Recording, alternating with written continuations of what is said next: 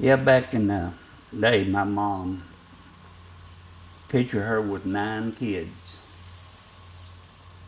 She dedicated her whole life to her family. She and my dad never watched me play a game. Wasn't able to watch a game. My dad said it was foolishness. He believed in working from daylight to dark, but no play. Actually, I got whipped when I was in the 7th grade for going to play ball instead of going home.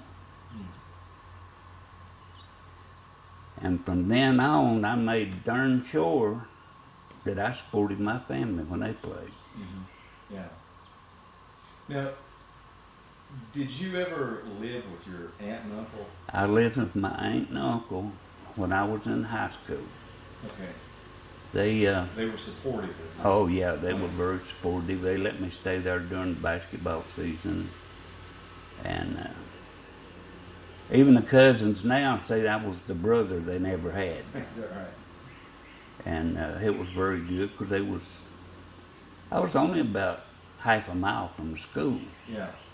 And most of my teammates had to walk all the way to Glendale or hitchhike after practice every day. And what was your aunt and uncle that you lived? It was May and Johnny Heaton. Heaton. May and Johnny Heaton. Yeah. And that was in Glendale. They're here in Greenback. Oh, that was in Greenback. Okay, I had Yeah. to have that vice versa then. Yeah. Okay. They live here in Greenback. Okay. Yeah. Okay. I got that now. Okay, so I'm sure you were grateful for them. Then. Oh, I'm so grateful for them. And I tried to repay them back in the years by helping take care of them and stuff, you know. So Okay. their children, did they have children? Their children had children, but Martha Jane, she lived in Florida. Now Joanne never did have no children. Gaynell had a couple of children, but they didn't play. They didn't play ball. But they were like brothers and sisters to you, though, weren't they? They were. Yeah. So after high school, what do you do next? I guess I went to work at the White Store in Lenore City. Okay. My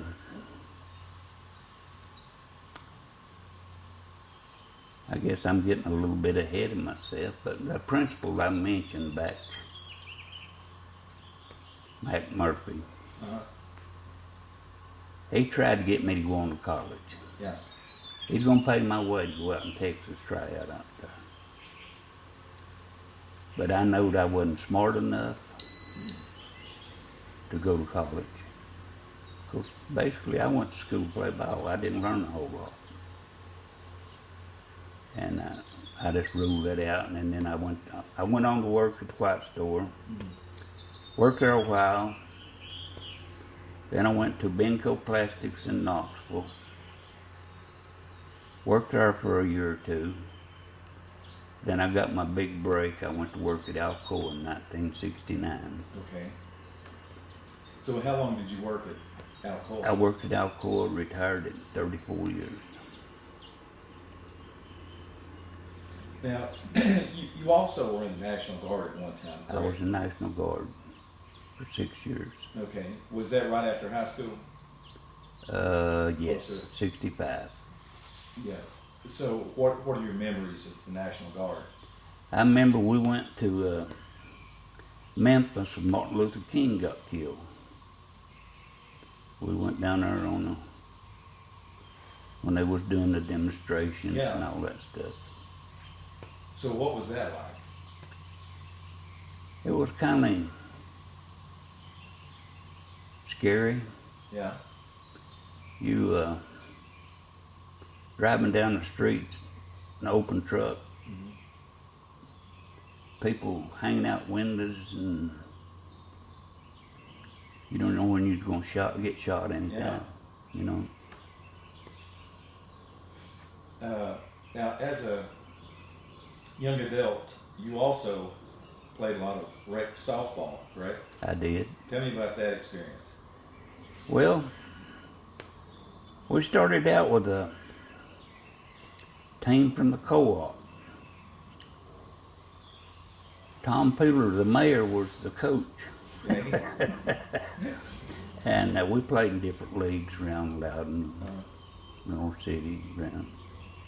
We had a pretty good team.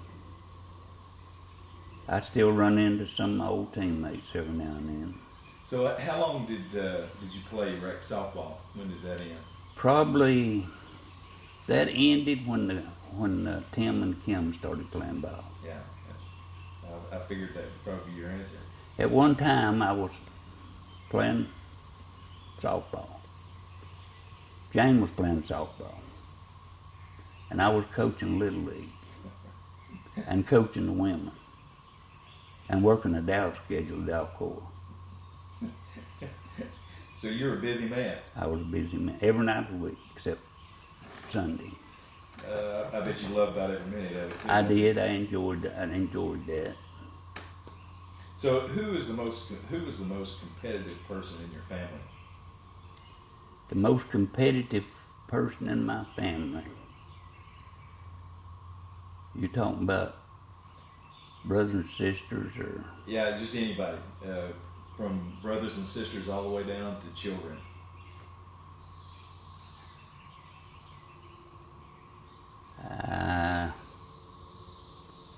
It's hard to say. Yeah. It's hard to say. I wouldn't. Probably a lot of them though, weren't Oh yeah. It was all competitive. Yeah. You know. So you were the first Barry to make All-State, but you have two children who both made All-State. First, we'll talk about Tim, your oldest. He made All-State at Greenback. So tell me about Tim as a player. Tim was he was a really good ball player. Fact of the matter is, I held the scoring record at Greenback till Tim come along. Is that right? Tim broke my record.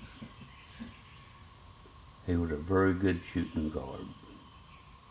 Well, I guess if anybody was to break it, you were okay with your son breaking it. Yeah. And as far as I know, he still holds it today. Is that right? Now, Kim, how about her as a basketball player? Kim was outstanding. She was a top-notch competitor. And at the time,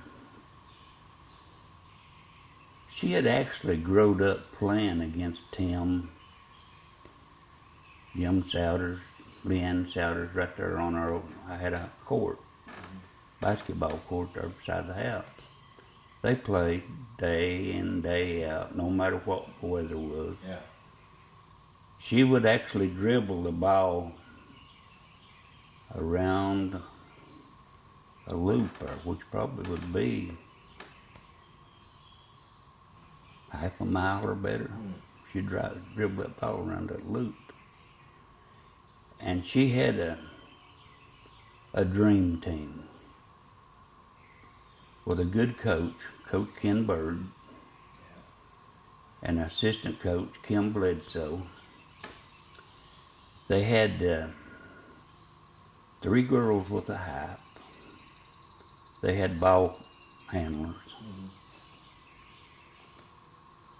They went to the state their freshman year. They actually went undefeated 2 years in grade school. They went to state freshman year, got beat the first game. Went to state second year, got beat the second game. Third year, they got beat by 1 point with 2 seconds on the clock.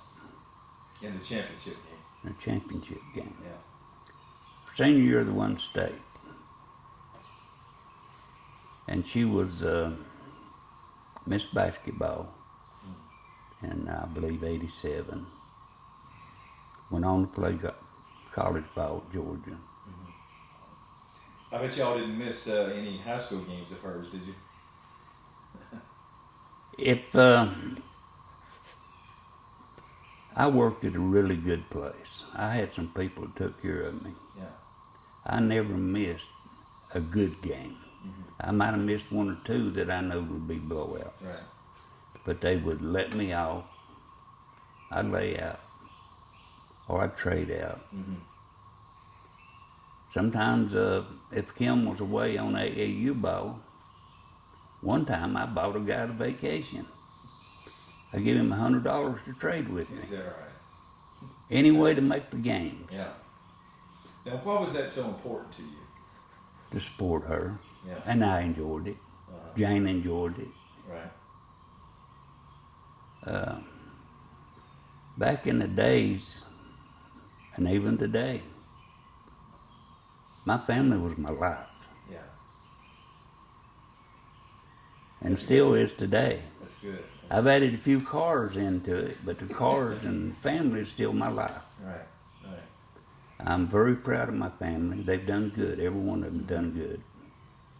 Now, thinking back to when Tim was in high school, and especially Tim, we'll get to, I guess Kim as well, but my question is, was there ever a time when Tim could beat you one-on-one when he was in high school? I'm sure he could. I didn't know if you still played him or not. Yeah, I'm sure he could, because he was good. How about Kim? If I could get out there on her and stop the three-pointers, I might have been all right, but she was a three-point specialist. Okay. That was her job in college. Yeah.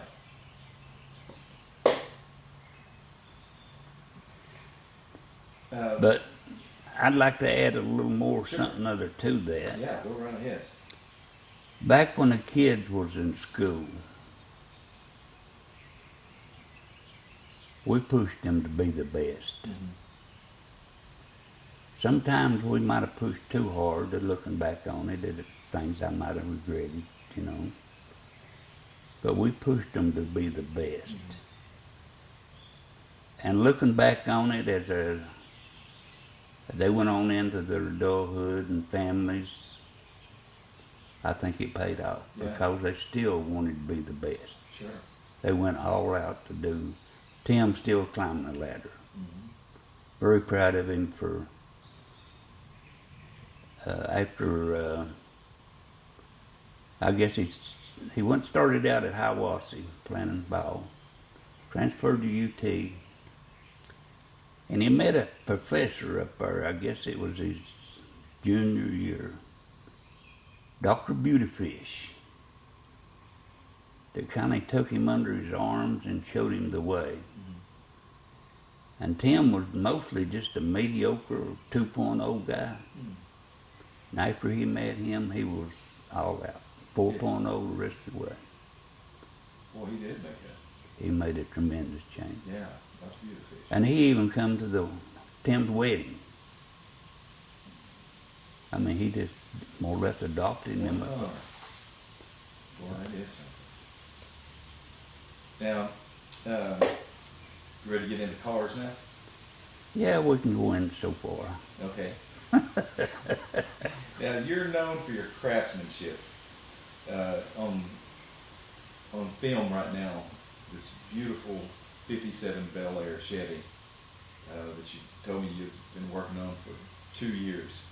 But how did you get this inkling to restore these old classics? Well, back when I was 47-year-old, I had a son in college, a daughter at Georgia,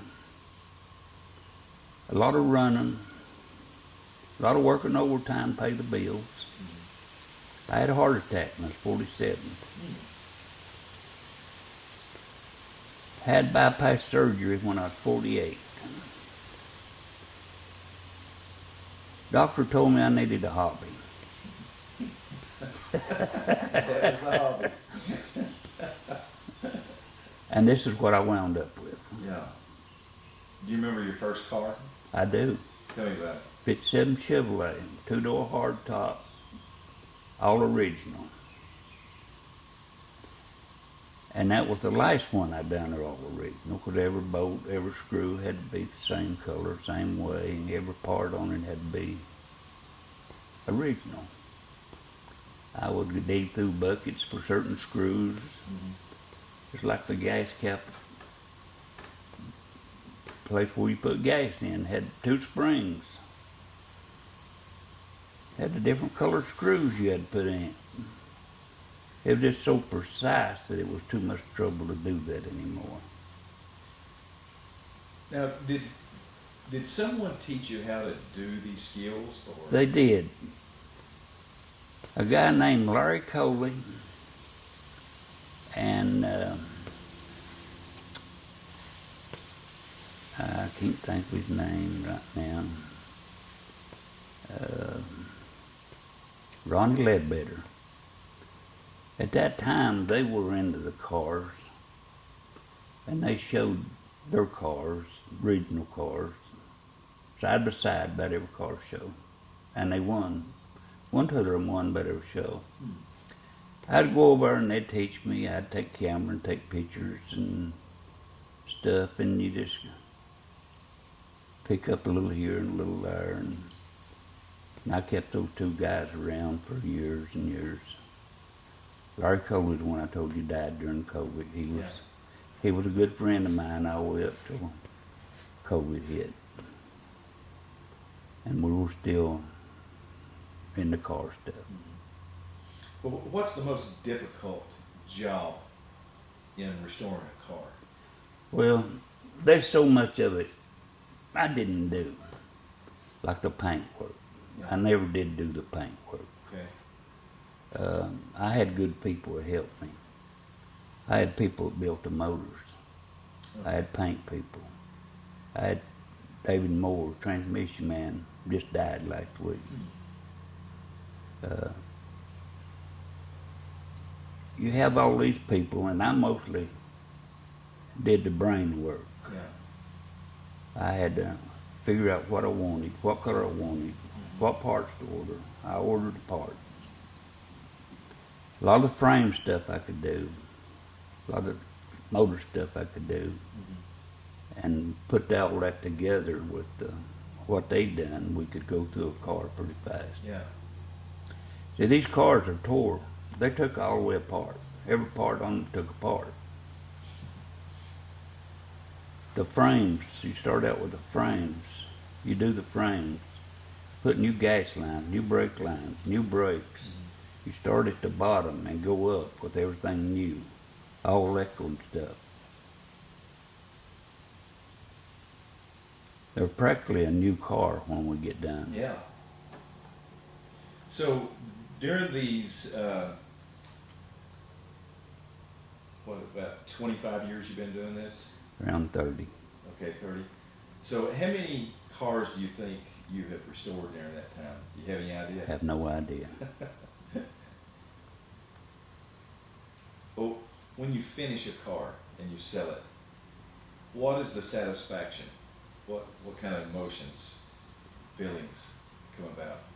Actually, I don't have there've been 1 or 2 cars that I would have a regret, maybe of selling, but most of the time when I sold one, you take that money and put it into another one. And you start focusing on what the next one's going to be. But you had to be proud of the work that you Oh did yeah, behind yeah, it. you're proud of it, and you want the people that buys the cars to be satisfied with the cars. Yeah. So I've never had a problem with buyers. Now there's been 1 or 2 times that something would happen. Like I had one of them at the motor. I thought was okay. I'd had it worked on before he bought it. It turned out it wasn't okay. He called me and he said he's having trouble. I said, well, you got somebody to fix it? He said, yeah. I said, you get them to fix it and send me the bill. And he sent me a bill, I think it was $2,800. But the next year, it had a fancy steering wheel on it. Them people brought the fancy steering wheel back to me and give it to me. Is that right? So I was, I made them happy. Yeah. Yeah. One time a guy had a gas sending unit leaking. I told him to get it fixed, send me the bill. He did. That's about the only 2 times I've ever had any. Mm-hmm. And I tell people about it. I want you to drive it. I want to make sure that's what you want. Yeah. If you have any problems with it within 30 days, you ought to know what you got in 30 days. Mm-hmm. Get it fixed, send the bill on. Now you have on your property now. How many cars do you have? I've just got that one. Okay. I sold that other than you seen. Okay, that's what I was going to ask you about. Yeah. So, describe the car that we're looking at right now. 57 Bel Air convertible with leather power seats, 327 engine, 700R transmission, 336 rear end, powder coated frame. The car's been took all the way apart and restored. It's got all the bells and whistles, air conditioner, power brakes, power steering. And you told me you'd been working on it for 2 years. Off and on for 2 years. Yeah. It's pretty complete now, though, right? It's complete. Okay. As you look back on your life, who had the biggest influence on you?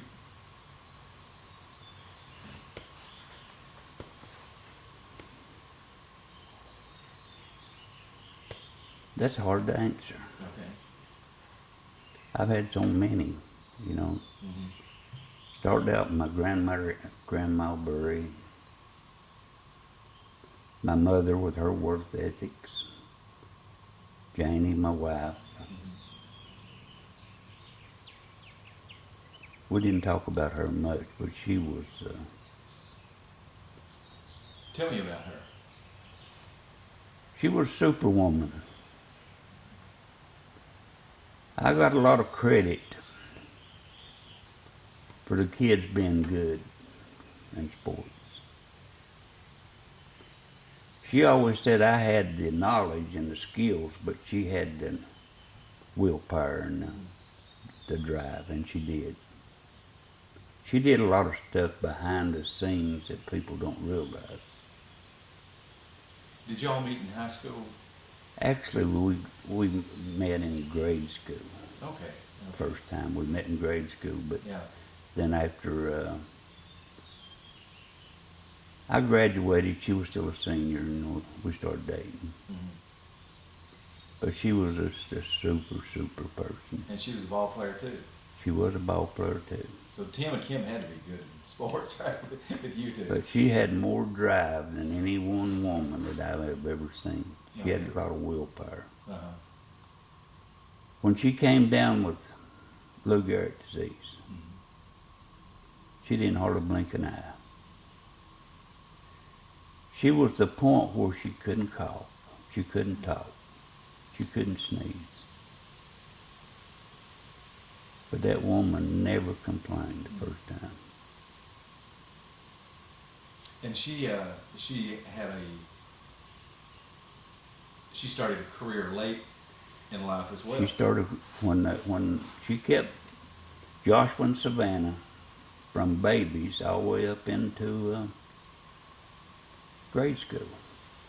When they went to grade school at Loudon, she got a job down there teaching handicapped kids, helping handicapped kids, Yeah. autism and all that stuff. Mm-hmm. And she stayed there till she died. They loved her, I know that. And she loved them as well. But she was the type of woman that was very involved. It didn't matter if I needed her in the garden, the hayfield, or backer patch. She was right there. Yeah. We did things together, you know. We like other people. We had our ups and downs. Marriages, you have ups and downs, but she was very special. Yeah. What do you want your legacy to be? What do you want to be remembered for? My family. I'm proud of my family. Yeah. Every one of them been successful but one. what do you want your grandchildren to know about you? And great grandchildren? I want them to know that I was always there for them. Would help them in any way I could. And know that we loved them like they're my own. You know, just I'm proud of my family. Well, unless there's anything else that you'd like to share, I want to thank you for allowing me to come over and talk with you and getting your thoughts.